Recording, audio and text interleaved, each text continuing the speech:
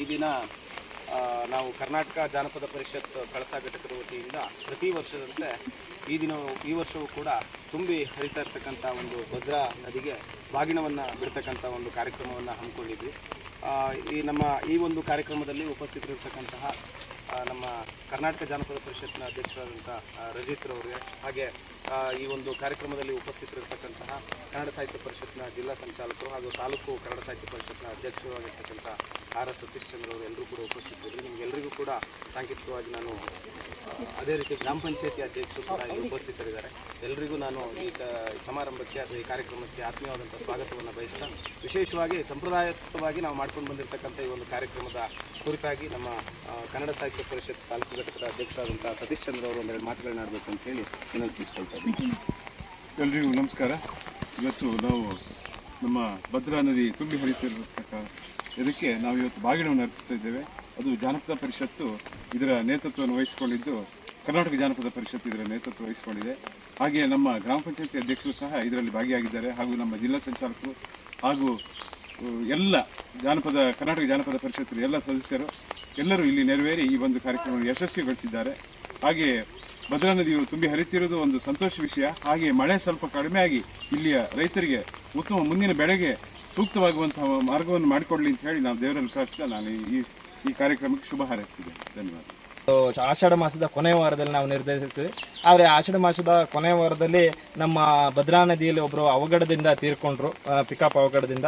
ಹಾಗಾಗಿ ಆ ವಾರದಲ್ಲಿ ಮುಂದುವೋಯ್ತು. ತದನಂತರದಲ್ಲಿ ಒಂದು ಶ್ರಾವಣ ಮಾಸದಲ್ಲಿ ಸ್ವಲ್ಪ ಮಳೆ ಕಡಿಮೆ ಆಗಿದ್ದರಿಂದ ಬಿಡ್ಲಿಕ್ಕೆ ನಮ್ಗೆ ಆಗಿರಲಿಲ್ಲ.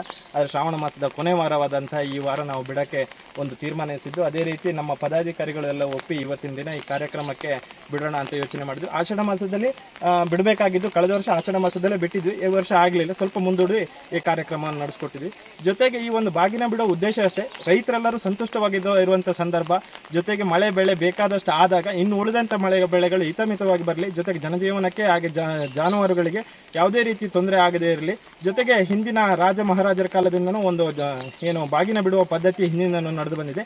ಅದೇ ಕ್ರಮವಾಗಿ ಜಾನಪದೀಯ ಹಾಗೂ ಧಾರ್ಮಿಕ ಹಿನ್ನೆಲೆ ಇರುವಂತಹ ಈ ಒಂದು ಕಾರ್ಯಕ್ರಮವನ್ನ ನಡೆಸ್ಕೊಂಡು ಬಂದಿದೆ. ಈ ಕಾರ್ಯಕ್ರಮಕ್ಕೆ ಬಂದು ನಮಗೆಲ್ಲರಿಗೂ ಒಂದು ಜೊತೆಗೆ ಕೂಡಿದಂತ ಕನ್ನಡ ಸಾಹಿತ್ಯ ಪರಿಷತ್ತಿನ ಅಧ್ಯಕ್ಷರಾದಂಥ ಆರ್ ಸತೀಶ್ ಚಂದ್ರ ಅವರೇ, ಹಾಗೆ ಮಹಿಳಾ ಕಸಪದ ಕಾರ್ಯಾಧ್ಯಕ್ಷರು ಹಾಗೂ ಕರ್ನಾಟಕ ಜನಪದ ಪರಿಷತ್ನ ಜಿಲ್ಲಾ ಸಂಚಾಲಕರು ಆದಂತಹ ಮಮತಾಜ್ ಬೇಗಂ ಅವರು ಕೂಡ ಇದ್ದಾರೆ. ಹಾಗೆ ಗ್ರಾಮದ ಮೊದಲ ಪ್ರಜೆಯಾದಂತಹ ಮೀನಾಕ್ಷಿ ಅವರು, ಹಾಗೆ ಗ್ರಾಮ ಪಂಚಾಯತಿ ಅಧ್ಯಕ್ಷರು ಸುನೀತಾ ಅವರು ನಮ್ಮೊಂದಿಗೆ ಇದ್ದಾರೆ. ಅವರಿಗೂ ಕೂಡ ಈ ಒಂದು ಕಾರ್ಯಕ್ರಮಕ್ಕೆ ಬಂದಿದ್ದಕ್ಕೆ ಧನ್ಯವಾದ ಸಲ್ಲಿಸ್ತೇವೆ. ಅದೇ ರೀತಿ ವಸಂತ ಪುಟ್ಟ ಅವರು ನಮ್ಮ ಒಂದು ಈ ಕಾರ್ಯಕ್ರಮಕ್ಕೆ ಆಗಮಿಸಿದ್ದಾರೆ. ಹಾಗೆ ನನ್ನೆಲ್ಲ ಪದಾಧಿಕಾರಿಗಳು, ಹಾಗೆ ನನ್ನ ತಂದೆಯವರು ಯಾವುದೇ ಕಾರ್ಯಕ್ರಮಕ್ಕೆ ಬರಲ್ಲ, ಅವ್ರು ಬಾರಿ ಅಪರೂಪ ಬರೋದು. ಇವತ್ತು ಯಾಕೆ ನದಿ ಪಾತ್ರಕ್ಕೆ ಹೋಗ್ತಿದ್ದೀನಿ ಅಂತ ಉದ್ದೇಶಪೂರ್ವಕವಾಗಿ ಬಂದಿದ್ದಾರೆ.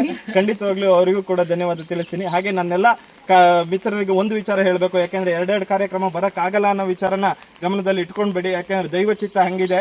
ಇವತ್ತು ಮಧ್ಯಾಹ್ನ ನಂತರ ಮತ್ತೆ ಗೋಕುಲಾಷ್ಟಮಿ ಪ್ರಯುಕ್ತವಾಗಿ ಕಳಸದಲ್ಲಿ ನಡೆಯುವಂತ ವಿಟ್ಲಪಿಂಡಿ ಕಾರ್ಯಕ್ರಮದಲ್ಲಿ ಮೊಸರು ಕುಡಿಕೆ ಹಾಗೆ ಜಾರುಕಂಬ ಒಂದು ಏರುವಂತ ಸ್ಪರ್ಧೆ ಇದೆ. ಅದು ಕಳಶೇಶ್ವರ ದೇವಸ್ಥಾನದ ಇದರಿಂದ ನಡೀತದೆ, ಕಮಿಟಿ ವತಿಯಿಂದ ನಡೀತದೆ. ಆ ಸಂದರ್ಭದಲ್ಲಿ ಈ ಹಿಂದೆಯಿಂದ ಉಳಿದೋದಂತಹ ಪೆಟ್ಲ ಹೊಡೆಯುವಂತ ಒಂದು ಕಾರ್ಯಕ್ರಮವನ್ನು ಈಗ ಕಳೆದ ವರ್ಷದಿಂದ ನಾವು ನಡೆಸ್ಕೊಂಡು ಬರ್ತಿದ್ವಿ. ಅದು ಒಂದು ಜಾನಪದ ಕಲೆ ಆಗಿರೋದ್ರಿಂದ ಅದಕ್ಕೂ ಕೂಡ ನೀವೆಲ್ಲರೂ ಭಾಗಿಯಾಗಿ ಆ ಒಂದು ಪೆಟ್ಲ ಹೊಡೆಯ ಕಾರ್ಯಕ್ರಮದಲ್ಲಿ ನಮ್ಮ ಒಟ್ಟಿಗೆ ಒಡಗೂಡಿ ಅಂತ ಹೇಳ್ತಾ ನನ್ನ ಎರಡು ಮಾತನ್ನು ಮುಗಿಸ್ತೀನಿ. ಧನ್ಯವಾದಗಳು. ಕಳೆದ ಬಾರಿ ಕರ್ನಾಟಕ ಜಾನಪದ ಪರಿಷತ್ನವರು ಈ ಒಂದು ಸಂಪ್ರದಾಯಕ್ಕೆ ನಾಂದಿ ಹಾಡಿದರು. ಅದೇ ರೀತಿ ಈ ವರ್ಷವೂ ಸಹ ಇದು ಬಹಳ ಒಂದು ಸಂತೋಷದಿಂದ ನೆರವೇರ್ತಾ ಇದೆ.